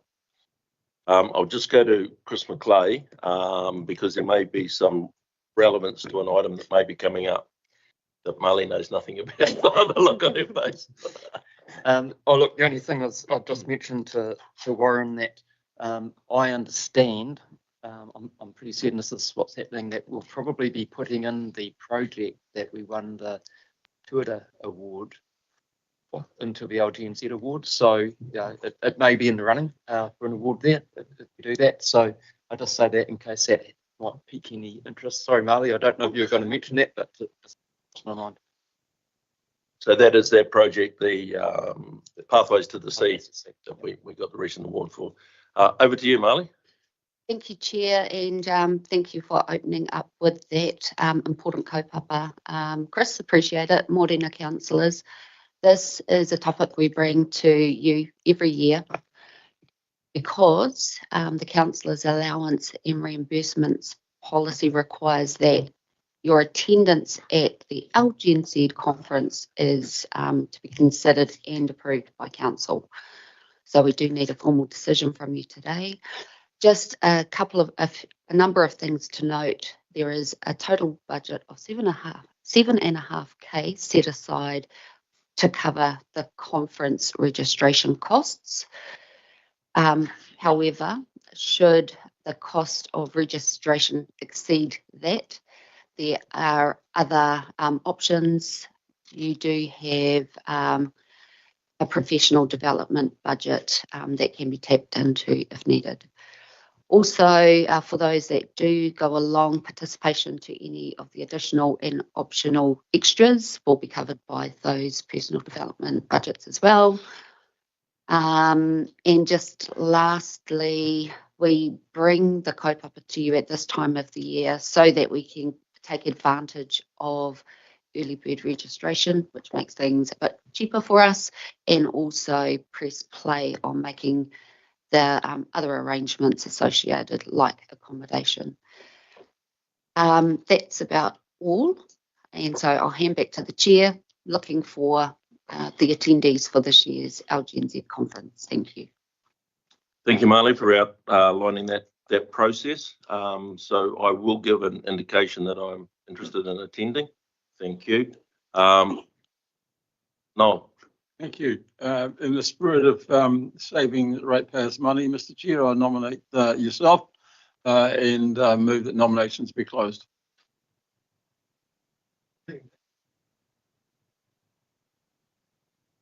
I'll second this. Oh, yeah, you have.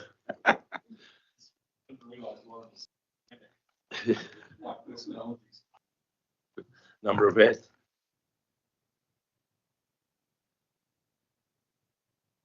Well, there you go. No one's coming forward. No, we're just making sure that the motion you moved. So anyone else like to talk to that motion, Ben? Yeah, as having already suffered the political opprobrium of standing up and agreeing to stay in local government New Zealand, I intend to attend this conference, even if I have to pay for it of my own research funding. And I want to go to this conference because we're at the major transformation, the 40-year transformation of local government. And I think it's time that we renegotiated the partnership agreement with local government and got large unitaries together to look at the unfunded mandates, getting 50% of GST, getting rates on government land, starting to push back against the oppression we get from central government. So that's not necessarily a remit, but it's something that I intend to advocate. Thank you, Ben, for that indication. Is the mover and seconder happy to add Ben to that list? Chair, I've got my hand up.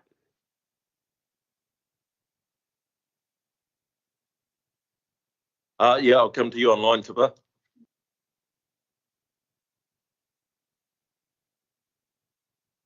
Kia ora, I'd like to attend the conference. I've never attended at cost of the council. I've attended under other mandates that I've had. I think for the same reasons as Ben, plus I supported our ongoing participation in local government, but I would at least think that we need to be in the regional sector conversation. And I've been a consistent attendee of Te Maruata. Again, in good conscience, the council's never sent me. So I'd look forward to your support. And on behalf of Kataraina, anyone can check with her if they want to. She would at least like to attend Te Maruata, which is one of the smaller forums before this session. Kia ora. Thank you, Tipper. So going back to you, Noel, and your amended motion. The reality is, it was a bit tongue in cheek. So I just don't want to see, like, we've been through this before. Everyone puts their hand up. I want to go, oh, you went last year. You know, there's a list here. Yep. Let's go for the right reasons. And Ben's articulated reasons. I'm happy with that. But, you know, let's not everybody just go for a junket. Thank you. Thank you for those words. Robbie. Again, never cost the council a cent. Thank you. Not having a go at you, Tipper. Robbie. So there's no Friday on this event. It's only Wednesday, Thursday. Is that right? I'll go to Marley just for confirmation on that. Yeah, the details of the conference are available on the website. So I'm assuming you've had a look and you've confirmed the dates. I think I lined the dates up. They were only Wednesday and Thursday, not normal. 2 day week. Yeah, it is a 2 day. I'm just finding that information. Perhaps take another question and I'll. Normally the Ghana dinner's on the Friday night. That was all I think. Normally. Anyway, but the question I was really going to ask is there a regional sector event before LG&Z or not? Currently, there is not.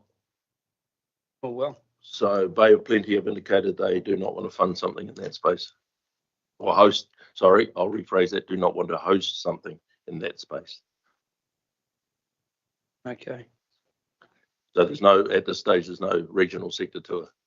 And there's highly not likely to be because it's only 3 months in it. So you got 3 months to organise something. Yeah, that's correct. The program is up on the website and the 2 days of the conference are on the 14th and 15th of October, which is a Wednesday and a Thursday. Yeah, thank you. Keith. I don't know whether this motion sits at the moment because the tongue in cheek is part of it, but I believe we've got to have a strong delegation there and go with an intent to push certain barriers, which Ben's touched on, but there's a lot of them as well. So you want to put your name forward? Sorry, I'll put my name forward, but there's probably better people around. I'm just saying that we've got to be there.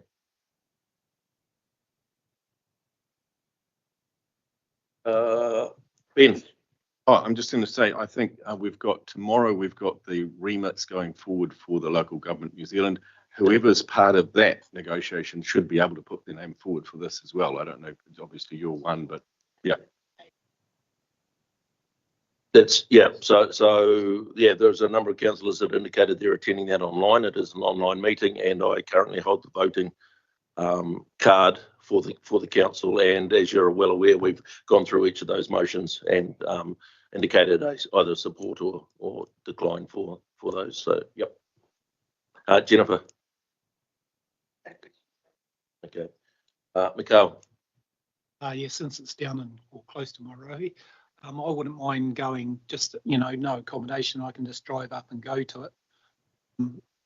Just to support what Ben said. I think it is an important time with the government reform, just to network in there as well, and get our point across. So I don't mind going for 1 day if there's 1 day pass or 2 day passes, but just travelling up and going. Mr. Chair, if I could just comment to Councillor Cookson's question regarding the timing and whatever, it is 2 days as Marley's confirmed. The dinner is on the night of the second day. So effectively, if you dinner, you'd probably stay over.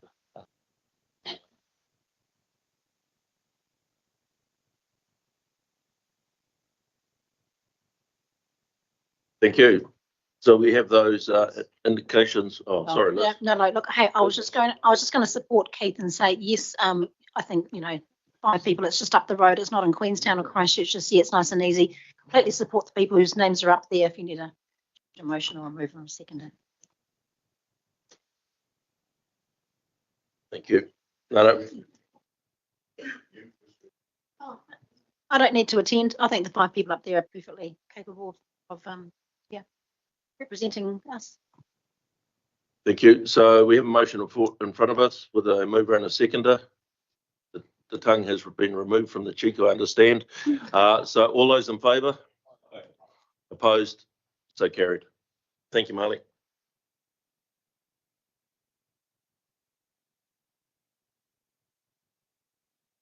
In the room. Yeah.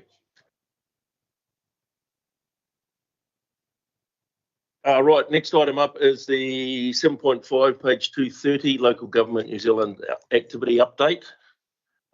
So there is a paper in front of you with some information in.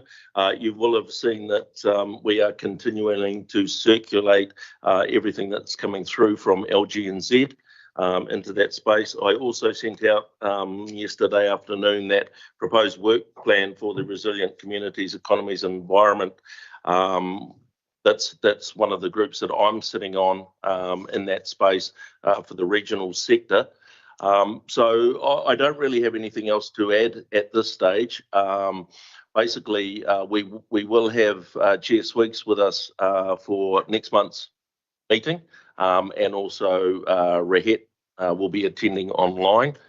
Scott Necklin, I've just received information, is out of the country in that space. So we will be getting that in-person reports back from them for August. So just really any questions that's come through, any of that information. Obviously, we've got the AGM tomorrow, so there'll be a number of items come up. You've all seen the agenda in that space. Keith. Yeah, thanks, Warren. Just looking at the thing that was sent out by the LGNZ and Reti, I'm concerned that, and it sort of follows on from the comments that Michael Laws made the other day, is that we should be using this forum to push back on government, because government is responsible for a lot of the dilemmas that we carry on. And it's, for me, it's time to be, okay, we'll get our shit together, but you get your shit together too. And I think we should put some thought into it and get LGNZ to stand up and advocate for us. And that's, if we do it through them, it's not, pointing a finger at Waikato or anything like that. It's just saying, hey, these are things that you need to address as well for a local body to work more effectively. And so support that. And as we've always indicated, or I've always indicated, and part of the requirement for staying or reasoning for staying with the organisation is that it is an advocacy piece to push in, and we have cleared the boundaries where sometimes the regional sector may not have the same point of view as the rural or metro and that sort of thing. So there's the ability for any of those types of work streams to come through. So if you have any suggestions or any parts that you don't see currently indicated as work streams, and there are 4 or 5 committees across, then please bring it to my attention, and happy to get that through. And also, obviously, there's the discussions in the Zone 2, which to me is the real key to attending those Zone 2 meetings. They're held locally, and be able to discuss what is potentially Waikato focused and issues around that. So that gives us that lead in into that space too. Chris. I was just going to comment on process and how LGNZ works, given it's a members organisation. So there is the likes of the Zone 2, where things can be raised and pushed up to the National Council. But that's also, if there's particular things for advocacy, that's the point of a whole remit process in the AGM, which have already been called for, and there's an AGM going to be voting on those things about what do councils across the country most want to promote the National Council to be advocating for. So that should have come through the remit process. Outside of that, I think it's the process that you referred to, Chair. Yeah. Thanks, Chris. I can just follow up a quick one. Yeah. So part of my problem, Warren, is, and as you know, I have a lot of problems, but we won't go into that, is that I'm aware of a lot of the issues, but staff are dealing with them daily, and I think this should be collaborative. Let's put together a real good package and say these are things that government needs to do, just not the ad hoc things that I pick up. So I think it needs to be a collaborative exercise. So I will refer you back to a number of the documents that have been coming through from LGNZ. There is a lot of work going on in that space. Things like returning GST into the space, things of representation review. All those things are being raised and are being advocated to government into that space. So happy for you to identify anything that you don't see, but I would suggest that you. That's why I'm trying to make sure that all that information is coming through. Go onto their website, see where their work programs are and what they're dealing with, because a lot of what you're speaking to now is actually currently being is in train and in process. Tipper online. Oh, I'd like to move the report and commend Councillor Holmes from arriving at where we started. So, ngā mihi, only took 2 years, kia ora. Thank you. No other questions. We have a mover in Councillor Mahuta. I'm happy to second my report. All those in favour? Opposed? So carried.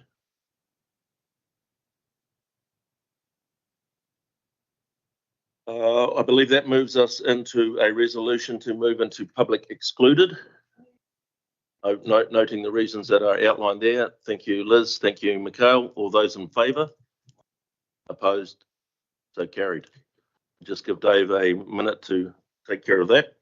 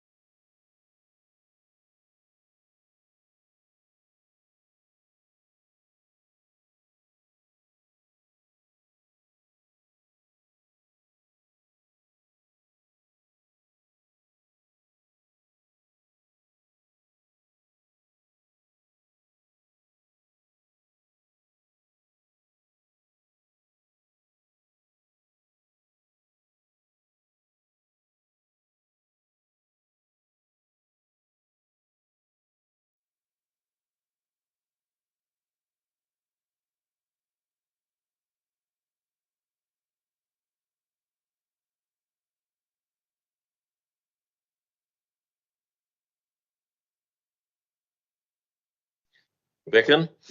Right, so thank you very much, councillors. It's obviously been a robust session with some emotive topics, etc., involved in that. But I do think not only is business as usual, but we've got to take into account the external circumstances and that we find ourselves in that aren't makings of ourselves in that space. And we will be judged on the decisions that we make in this chamber. So happy to stand behind those. And I'll come to you, Chris, as for a karakia. Yeah, and just reiterate those comments. Thanks for the debate and being clear on your decisions. Appreciate it. Unahia mai te uru tapanui, kia wātia, kia mama, te nākau, te tinana, te hinanaro, e te ara takatu, koira rā e rongo, e whakaaria ake ke ronga, kia tina, homiai, huiai, tai kia. Thank you very much. And meeting closed at 1:24.